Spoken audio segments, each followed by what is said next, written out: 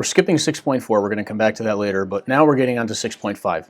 And 6.5 is where things get interesting, because now we're talking about circular motion.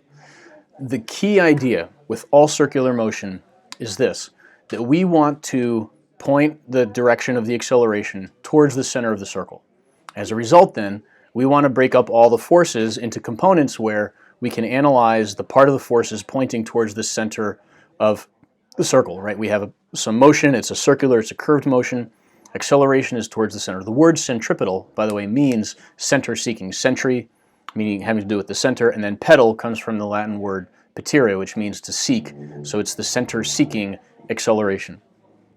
And so some basic formulas that you should know, right? 2 pi r over t, 2 pi rf, and the period is the reciprocal of the frequency. That should all be reviewed.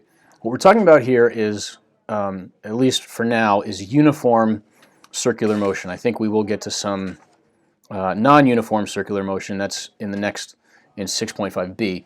But for now, we're looking at uniform circular motion, meaning that A equals v squared over r. That's centripetal acceleration, and it's a constant centripetal acceleration. The derivation of the centripetal acceleration equation, you can look at this if you want. You don't have to know how to do this one, so don't worry about that. But there it is for your perusal, if you like. The net centripetal force. Centripetal force is a net force. It's not an individual type of force. The centripetal force can be provided by the tension in the string, by friction, right? If you have a spinning turntable and a coin sitting on the turntable, a banked curve, right? A car going around a curve. If it's banked, that means it's at an incline, so the normal force is actually providing some of the centripetal force there. It could be a normal force, right? It could be if you're in the inside of like a cylinder, that ride where people stand against the inside of a barrel and it spins fast, the floor drops out. That's the normal force pushing on those people. Gravity, you can have a gravitational force holding a planet or a moon or a satellite in orbit, something like that. So now we're going to look at some applications of uniform circular motion. And so we're going to look at some different free body diagrams, some different views. So if we have a string, all right, string and rope problem. So the string is on, we have some mass at the end of a string. And so here the tension force is the centripetal force. So in this case we've got this circle. Here it is. Here's the object with the string. So in this case, here's the free body diagram. It just looks like this, Ft. So now the question is, what does it look like from the side? So when you're looking at it from the side, it's on the string like this. Well, from the side, that means that there is some force of gravity pulling down, and then there's some tension, this same tension here. So let me do Ft, is pulling that way. There's a question at the bottom, can the string in this scenario ever really be horizontal? The answer is no. There always has to be some vertical component to the tension in order to counteract the force of gravity. So no matter how fast this goes, it'll never be perfectly horizontal. So what are the plans here? Always draw a free body diagram, right? Always. Free body diagram or something like a free body diagram, even if it's not exact, because you want to look at the forces. You want to see what forces are involved. Resolve all the forces into radial and perpendicular to the radius accelerate tangential directions. In the tangential directions, right, the ups and downs, whatever, it's 0. In the radial direction, all the forces add up to m times ac, mass times the centripetal acceleration. And then you can solve for the unknowns. So here's another example, something a little bit more two-dimensional, and this is a conical pendulum. That's a conical pendulum, not a comical pendulum. It's one that's in the shape of a cone, not a pendulum that makes you laugh. So the side view here looks like this, right? And there's some angle theta here. Here's the tension. This is a tension force, and then you've got the force of gravity pulling down. All right, we're going to draw this again, but now what we're going to do is we're going to resolve this force. If I were solving this problem and I wanted to know, say, like, what's the tension in the string or something like that, well, what is the direction of the acceleration? As this thing is going around, right, it's a conical pendulum, so that means it's hanging and it's here. It's not swinging back and forth. It's swinging around like in a circle, and the string is tracing out the path of a cone. And so the center of the motion is this way. So I'm going to, this is going to be Ft Ft sine of theta, because theta's up here, right? We got to pay attention to that. And then this is the force of tension Ft cosine theta, up that way. And then this is the force of gravity. So if I know the mass, I can calculate what Ft cosine theta is, and then I can calculate Ft from that. Right? And this is equal to m times AC, mass times the centripetal acceleration. Okay.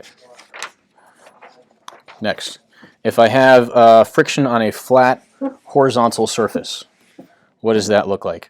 So looking from the top, this coin or whatever it is on the turntable, it's going around, and there is a force this way, and it is a friction force.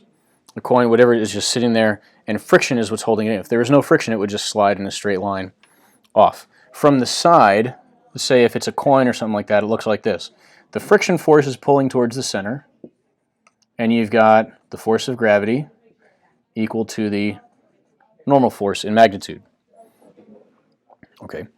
The next one, B2. This is now someone is stuck to the wall, and if they're stuck to the wall, the question is then, what's the force that's pulling them in towards the center? That would be the normal force, Fn. And that, of course, would be equal to mv squared over r. So we could do something like this, like what's the speed that it has to go in order for someone to stay on the wall. Okay, well, what are the vertical forces here? The vertical forces are the force of gravity, obviously pulling down, but what's the force then that's holding the person up, keeping the person from falling as the bottom drops out of this ride? And the answer is it's friction. It's a friction force, Ff. So that's mu, hopefully mu s, since they're not sliding, mu s Fn. You can see how you could calculate what V is, because this Fn is just mv squared over r. You calculate what V is from knowing what the force of gravity is, because this has to equal this.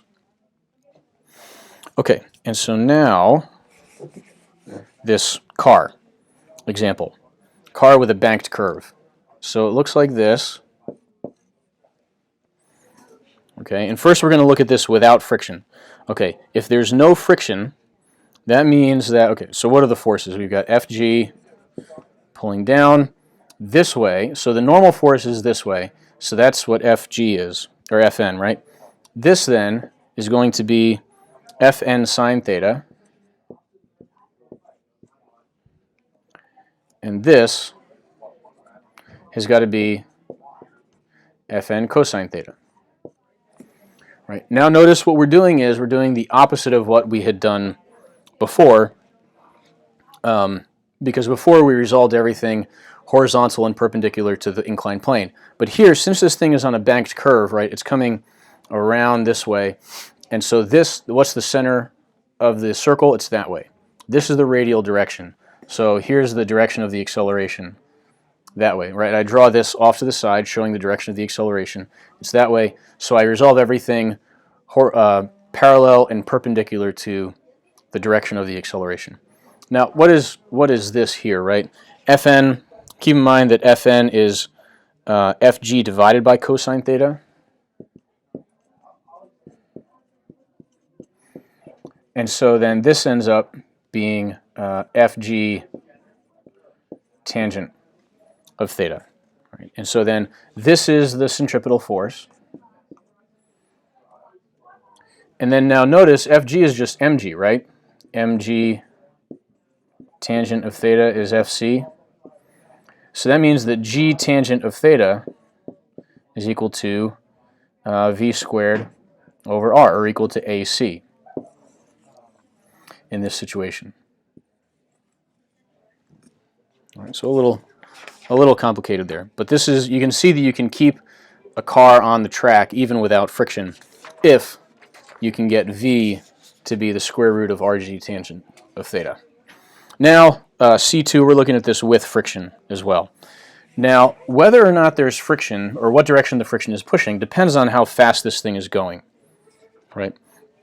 The free body diagram, so imagine here it's on the verge of sliding down. So what does this look like? Here's the car, and we've got the same forces we had before, Fg. This is Fn cosine or sine, this is Fn sine of theta. This is Fn cosine of theta. Right, we can figure that out by geometrical analysis, parallel lines, and all that sort of thing. And so now the friction force is pushing up this way, FF, and here's the angle. So that means that the vertical part of this is going to be the friction force FF sine theta.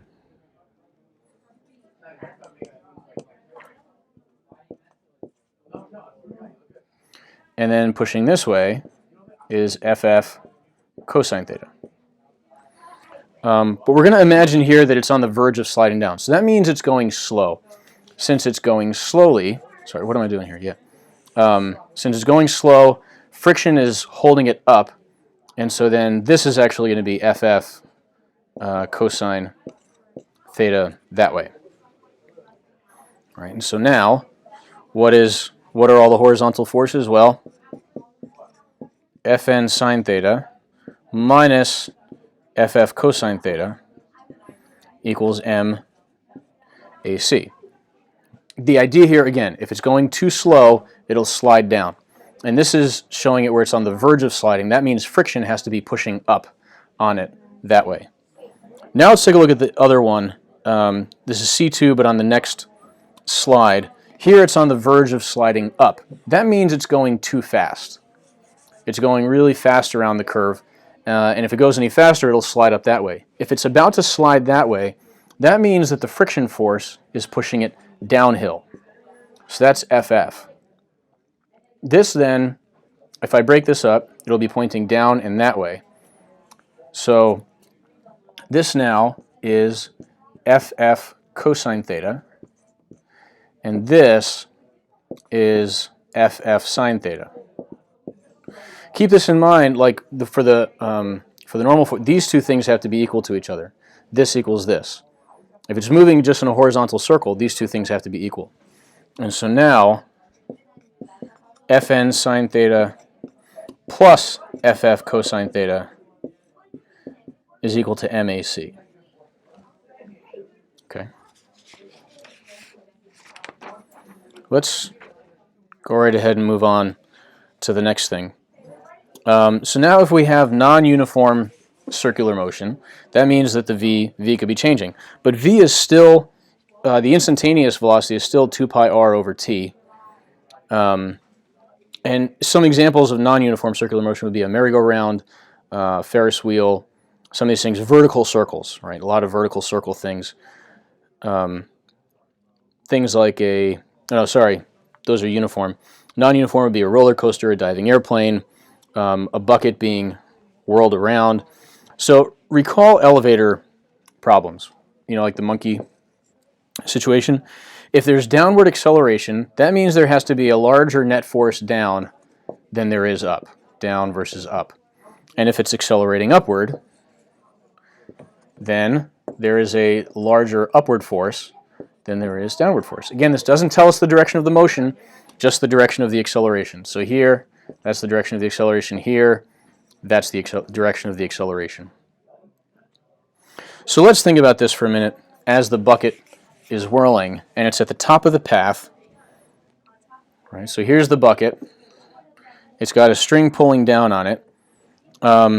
We want to know the slowest speed that it can have. So here's v. If that's v, the direction of the acceleration is down. The slowest possible speed, then, there won't be any tension in the string. It means if there's no tension in the string, the only force pulling downward on it is this, Fg. So if this is the only force, Fg is equal to MAC. This is providing the centripetal acceleration. So mg equals mv squared over r. M cancels out. And v is the square root of gr. Right? Or if we switch the g and the r, we get radical rug. Right, so that's scenario 1. Scenario 2, vertical circles and strings. Right, things that you should already know. If we have a mass at the end of a string moving in a vertical circle, a couple of things. It will always move faster at the bottom than at the top. Always moves faster at the bottom. Why? Because as it's coming down, it has gravity accelerating it downward. That means the tension in the string is greatest at the bottom, and it's always least at the top. So when we're doing these types of problems, always, again, draw the free body diagram. Break the vectors into centripetal and tangential components. Use sigma F equals MAC for the centripetal acceleration. And now we're also going to have some tangential acceleration, which we can calculate using sigma F tangential equals MA tangential. And we're just splitting everything up. So, let's see. What does this look like? The free body diagram then. So if I have a string going around like this, then this is the direction of the tension. This is the direction of the force of gravity. And so the direction of the acceleration is that way. Here's the tension.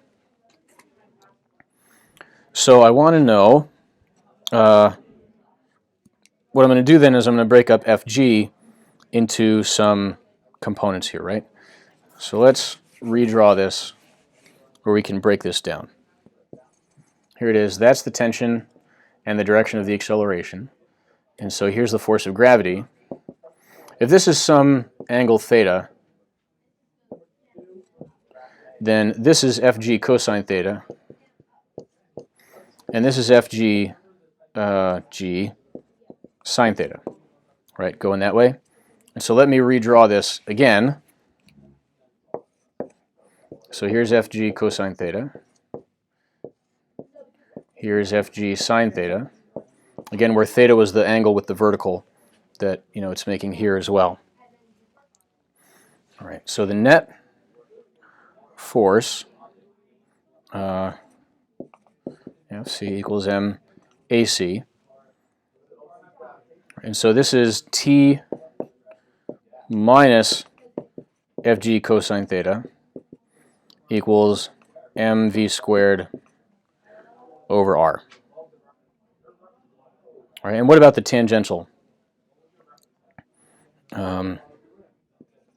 Sigma F tangential equals ma tangential.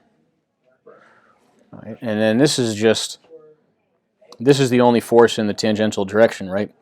Fg sine theta. So, and Fg is mg, so mg sine theta equals ma tangential. This cancels out. So a tangential is just equal to g sine of theta. All right. So now we can take this and we can apply this. What if theta is 0 degrees? Theta being 0 degrees would mean that it's hanging straight down. All right. So in this case, a tan is 0. Right. And in this case, AC would be, let's see, so if this is 0, this would be just T minus Fg.